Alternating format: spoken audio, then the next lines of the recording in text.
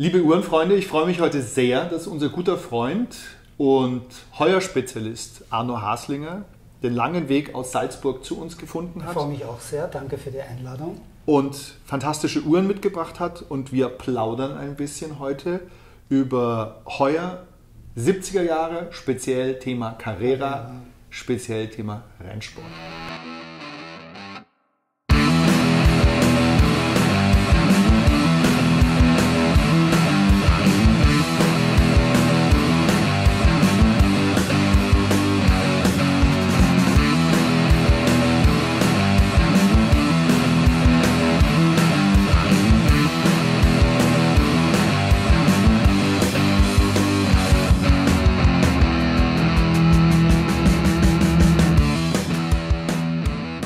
Was mich so begeistert hat, als wir uns kennengelernt haben und ein bisschen über das Thema Uhren, speziell natürlich viel über Heuer geredet haben, ist, dass Heuer ganz früh, und zwar in den frühen 70ern, in den Rennsport eingetreten ist. Die haben ja diese Stoppuhren und Zeitmessinstrumente für die Zielerfassung gebaut. Aber Jack Heuer hat auch erkannt, dass man mit Testimonials, sprich mit Rennfahrern einen Markt kreieren kann, den vorher noch keiner so richtig erkannt hat. Ja, du hast generell Anfang der 70er Jahre, finde ich einfach, die Automotive-Industrie hat sich weiterentwickelt, die Autos sind immer schneller geworden, der Rennsport ist ein Riesenthema geworden, die Zeitnehmung in der Luftfahrt, du fliegst in die Concorde, war am Plan, richtig, noch nicht lanciert. Aber du konntest in den 70er Jahren dann in 3 Stunden nach New York fliegen. Das ist eine neue Welt, die hier passiert ist, und in den Uhren spiegelt sich das auch wieder.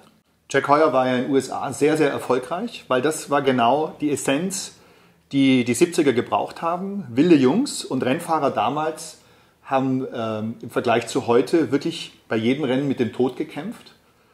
Und diese wilden Gladiatoren haben von ihm, so habe ich gehört, die Uhren geschenkt bekommen und teilweise auch mitbekommen zum Weiterverkauf. Ist das richtig? Ja, Jack Heuer hat einen Sponsorvertrag mit Ferrari gemacht. Und er kam zu dieser Sache, er hat zuerst den Schweizer Rennfahrer Joe Siffert unterstützt und dann später Clay Regazzoni, Jackie X. Und alle Leute, die damals zwischen 1972 und 1979 für Ferrari fuhren, bekamen von ihm eine goldene Carrera geschenkt. Diese Uhren waren auch immer hinten graviert mit einem Namen und zum Teil auch mit der Blutgruppe. Also das finde ich eine irre Story in der Kombination, dass das Thema Carrera in den 70er Jahren für mich, gerade mit etwas breiteren und größeren Handgelenken, erst interessant geworden ist. Also die frühen 60er Modelle sind sicher von den Werken spannend, weil Joux 72, das gleiche Werk wie bei Rolex Daytona. Aber die zweite Edition, die Automatic Edition, da kommen wir jetzt auch gleich dazu, das ist auch eine Mitentwicklung von Jack Heuer, dass man einen Chronograph nicht mehr mit der Hand aufziehen muss, so wie es damals üblich war, sondern eine automatische Uhr, sprich durch die Handbewegung aufziehen konnte. Dadurch ist die Uhr etwas größer geworden und ist heute ein fantastisches Designbeispiel aus den 70ern. Also 1969, am 3. März 1969 hat Heuer parallel in der Schweiz, in Genf und in New York den ersten Automatik-Chronographen der Welt präsentiert. Immer erkennbar an der Krone auf der anderen Seite, richtig? Genau.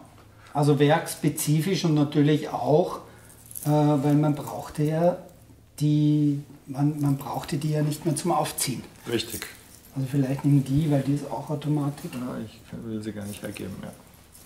Die ist Automatik, die Handaufzug, hier kann man es ganz gut sehen. Und da sieht man es wirklich gut. Und die Automaten haben auch immer nur 2 Anzeigen gehabt, richtig? Also im Gegensatz zu den, daran kann man es von der Weiten auch sehen. Du hast bei dem Chrono immer 3 Hilfszifferblätter, die eigentlich von der Optik her an die Joux 72 Werke erinnern, also die Werke, die auch Rolex Daytona damals verbaut hat.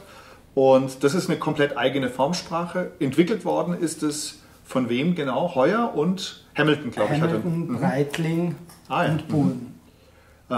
Wenn du das Wort Breitling sagst, wenn ich hier die Uhren anschaue und die... Dann siehst du sofort den Unterschied, dass bei einer statt Carrera über dem Heuer-Logo Chronomatic Genau, steht. richtig.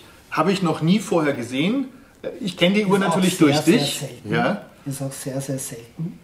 Was hat es mit dem Chronomatic auf sich und warum sieht man das nicht? Also bei die den, ersten Uhren, man kann dazu sagen, es waren die Bemusterungsuhren und Uhren, die den Händlern gezeigt wurden, hatten am Anfang das Wort Chronomatik, das sich zusammensetzt aus Chronograph und Automatik, also Chronomatik über dem Heuer-Logo und Carrera unten über der 6-Uhr-Position hier gedruckt. Okay.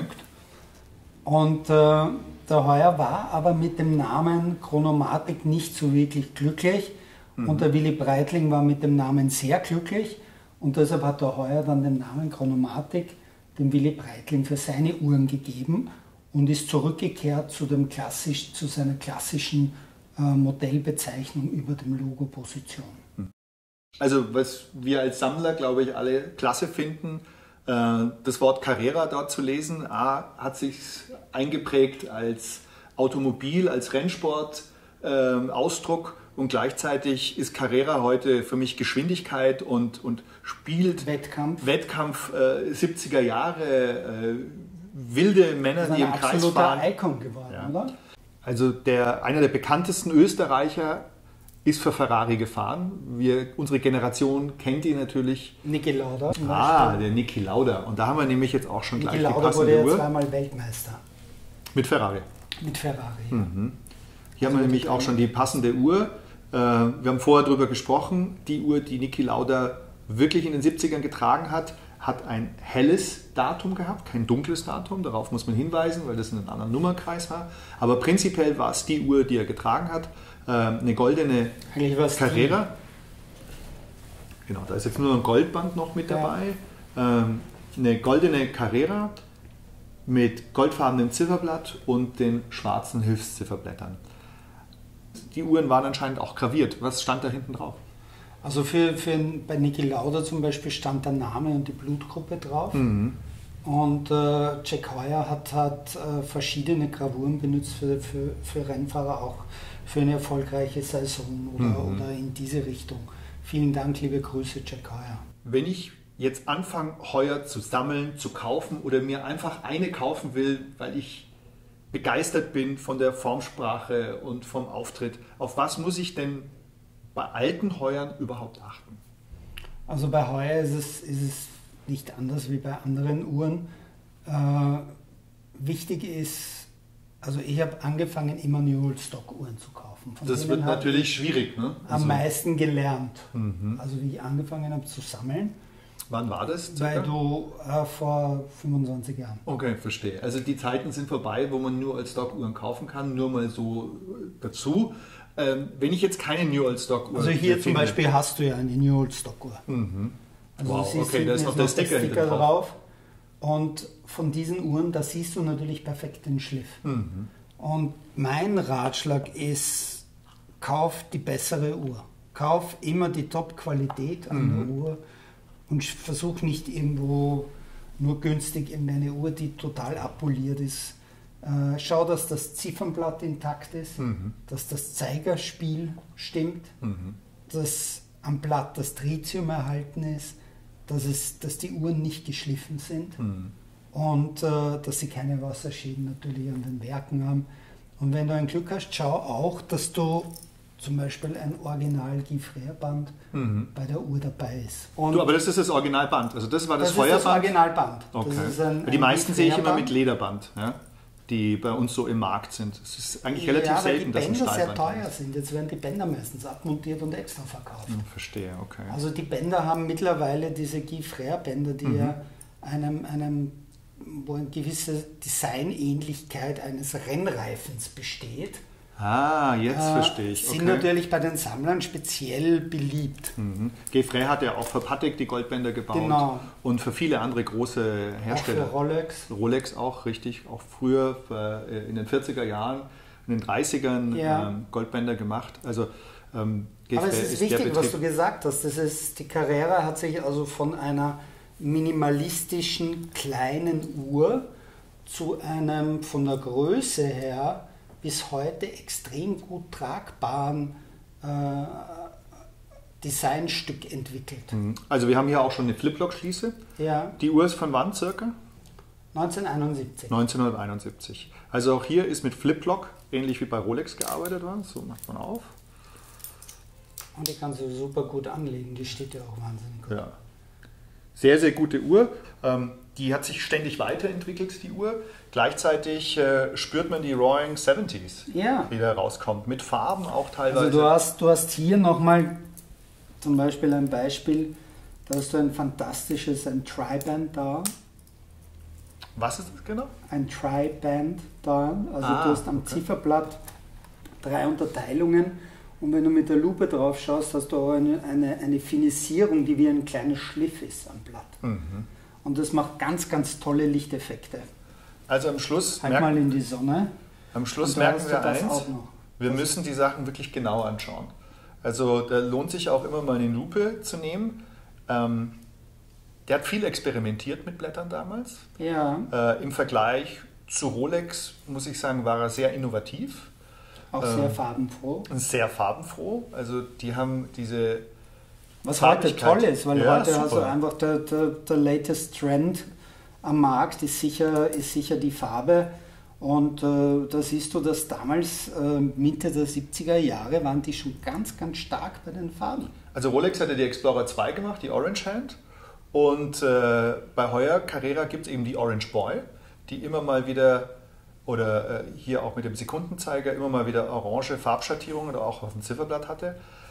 Patek und alle anderen Großen haben sich dieser Farben verwehrt und das ist heute sehr schade, weil das natürlich auch sehr stiltypisch ist. Ja. Was wir bei uns im Geschäft immer wieder merken ist, wir sehen 10 Heueruhren und eine davon können wir kaufen. Das heißt, das Thema Zustand und Authentizität ist ein Riesenthema.